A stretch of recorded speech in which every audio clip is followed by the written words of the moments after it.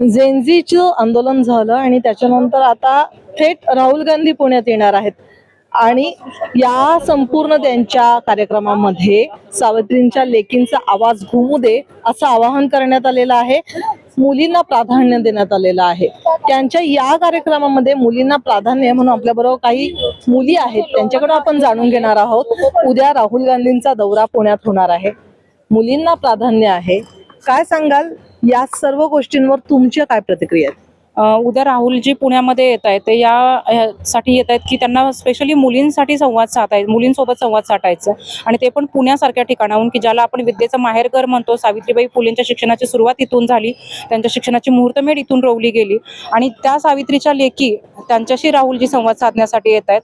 नीट paper फुटीचं प्रकरण असू दे, मुलींची जी काही सेफ्टी आहे त्यांच्या संरक्षणाच्या दृष्टीने असू देत, या सर्व मुद्द्यांवरती ते उद्या मुलींशी आणि महिलांशी संवाद साधू इच्छित आहेत. काय वाटतं, मुलीच भारत सारख्या देशामध्ये मुली या स्वतंत्र असल्या तरी सुरक्षित नाहीत असं वाटतं? निश्चितच महिलांच्या सुरक्षिततेचा प्रश्न आज भारतासारख्या आणि प्रामुख्याने महाराष्ट्रामध्ये सुद्धा अगदी मोठ्या प्रमाणावरती भेडसावतोय. अगदी आपण बघतोय की 3 ते 4 वर्षांच्या मुलीपासून ते अगदी 75 वर्षाच्या वृद्ध महिला सुद्धा आज आपल्या राज्यामध्ये सेफ नाहीयेत, सुरक्षित नाहीयेत. त्यांची काही मुली ज्या गायब आहेत किंवा ज्या मिळत नाहीये, तर अशांचा सुद्धा शोध कोणाला घ्यावासा असं वाटत नाहीये किंवा त्यांच्यापर्यंत पोहोचावं सुद्धा वाटत नाहीये. राहुल गांधींनी या व्यतिरिक्त कुठल्या गोष्टींवर डिस्कस करावं किंवा युथला काय संबोधावं असं तुम्हाला वाटतं?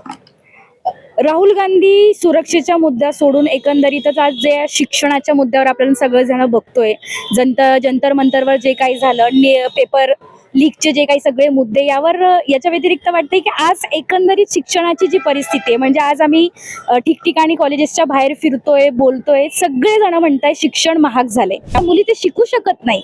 तुमच्या लाखो सरकारी शाळा जर तुम्ही सरकारी शाळा बंद पाडत असतील आणि ज्या परिस्थितीमध्ये आजही पाहिलं जातं मुलीला परक्याचं धन म्हटलं जातं आणि सरकारी शाळांमध्ये विशेषतः मोठ्या प्रमाणात मुली शिकतात, ह्या सगळ्या मुलींचं थोडक्यात शिक्षण बंद होतंय आणि मुलींना शिक्षण देत नाही तुम्ही, वंचितांना बहुजनांना शिक्षण देत नाहीये, म्हणजे तुम्ही उद्या प्रश्नही विचारू नका आणि नोकरीही करू नका.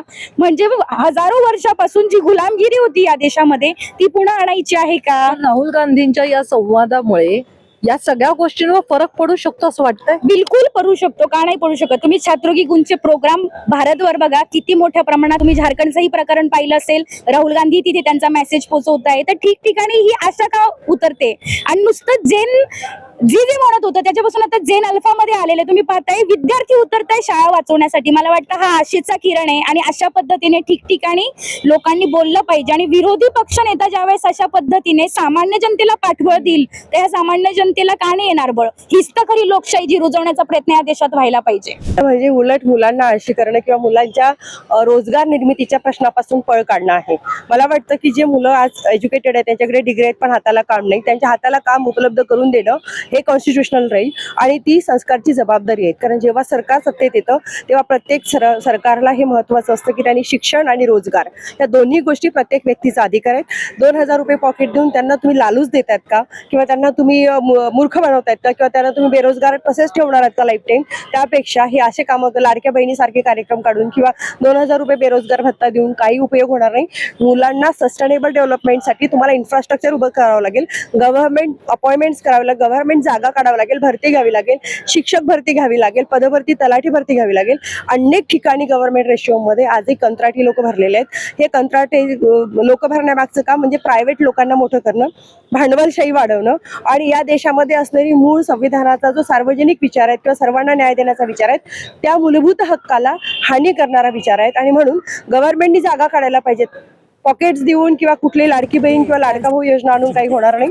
2000 रुपये भत्ता देणं म्हणजे मुलांना मूर्ख ठरवणार ठरेल आणि जेनजी ते ऐकणार नाही. जेनजीला आता नोकऱ्या पाहिजेत. परंतु मध्यंतरी संसदेमध्ये एक मुद्दा मांडला गेला होता की महिला आरक्षण विधेयक हे आणण्यात येणार होतं आणि जेणेकरून 50% महिलांना आरक्षण दिलं गेलं असतं, जेणेकरून ज्या काही जागा निघणार आहेत सरकारी भरती किंवा काय, त्याच्यात 50% पण महिलांना आरक्षण मिळणार होतं.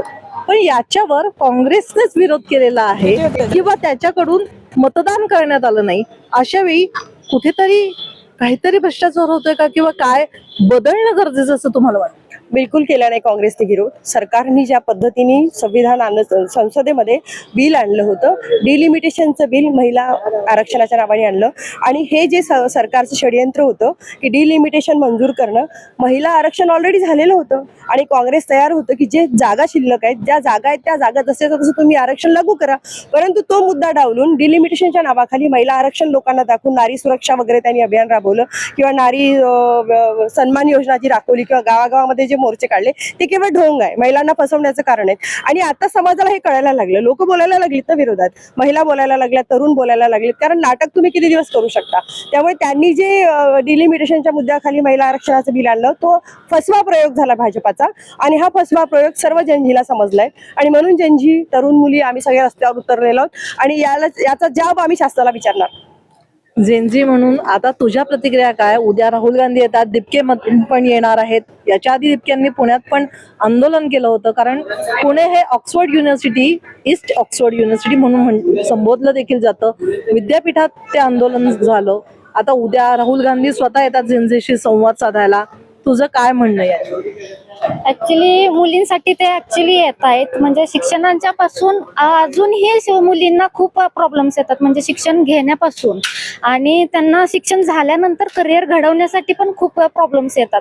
म्हणजे शिक्षण घेतात तर करिअरमध्ये त्यांना नाही पुढे जाताच येत नाहीये, का लिमिटेशन पडतात, आरक्षण पडतं किंवा त्यांना असं हे होतं की समाज ह्याच्यापर्यंत पोहोचलाच नाही की पोरीने हे करावं, म्हणजे राजकारण पुढं सरकारी नोकरी असतील किंवा राजकारण असेल किंवा प्रायव्हेट सेक्टर्स असतील, तिथं पोरींना पुढं होणं महत्वाचं आहे. मुलींनी जोपर्यंत हे होत नाही तोपर्यंत राज्याचा, देशाचा विकास होणं हेच आहे. त्यामुळं हा खूप इम्पॉर्टंट आहे.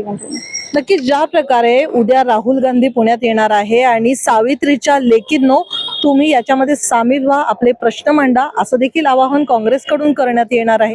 उद्या राहुल गांधी काय बोलणार आहे हे तर महत्वाचं राहणार आहे, परंतु ज्या प्रकारे महिलांना अनेक प्रश्नांना उत्तर द्यावं लागत आहे, आजही पुरोगामी महाराष्ट्रामध्ये महिलांना दुय्यम स्थान आहे, या सगळ्यावर आता इथल्या भगिनींनी भाष्य केलेलं आहे. आणि खरंच ही गोष्ट बदलणं फार गरजेचं आहे असं वाटत देखील असलं तरी उद्या राहुल गांधी याच्यातून काय मार्ग काढतात आणि नेमकं त्यांना काय संबोधायचं आहे, जेनजीवर प्रश्नफुटी जे पेपर फुटले आहेत त्याच्यावर ते काय उपाय काढतात, हे सगळं बघणं फार महत्त्वाचं राहणार आहे. पुण्याहून प्रतीक्षा पारखी, प्राईम टाईम महाराष्ट्र, पुणे.